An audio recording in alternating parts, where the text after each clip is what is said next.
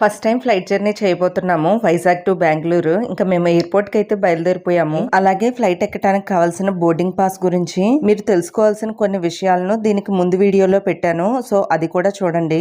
Airport కి దగ్గరలో పెద్దగా హోటల్స్ కానీ రెస్టారెంట్స్ కానీ లేవంట. అందువల్ల ఎయిర్పోర్ట్ కి రీచ్ అవడానికి 3 కిలోమీటర్ల ముందే దారిలో ఒక రెస్టారెంట్ కనిపిస్తే అక్కడికైతే వెళ్ళామండి లంచ్ కోసం. ఫ్లైట్ ఆఫ్టర్నూన్ 2:35 కి, ఇప్పుడేమో 12:30 అయింది. మనం 1 అవర్ ముందు ఎయిర్పోర్ట్ లో ఉంటే సరిపోతుంది. ఏ బిర్యానీ ఐటమ్ ముందైనా ఫ్రైడ్ రైస్ ఐటమ్ ఉందన్న స్పెషల్ అని ఉందంటే కర్రీ వాళ్ళే ఇస్తారని అర్థం. దాంతో పాటు కర్రీ వస్తుంది. ఇంకా మనం స్పెషల్ గా కర్రీ ఏం ఆర్డర్ ఇచ్చుకోవాల్సిన అవసరం ఉండదు. టేస్ట్ అయితే నిజంగా చాలా చాలా బాగున్నాయి.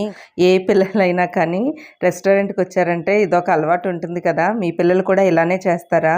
ఇంకా వెంటనే ఎయిర్పోర్ట్ కి అయితే వెళ్ళిపోయాము. ఫస్ట్ టైం ఫ్లైట్ ఎక్కే వారి కోసం ఎయిర్పోర్ట్ లో ఎలా ఉంటుంది, అక్కడ ఏ ప్రాసెస్ ఎలా చేయాలి అన్నది మన రూపం కబుర్లు యూట్యూబ్ ఛానల్లో పెట్టడం జరుగుతుంది. మీరు కూడా ఆ వీడియోస్ చూడండి.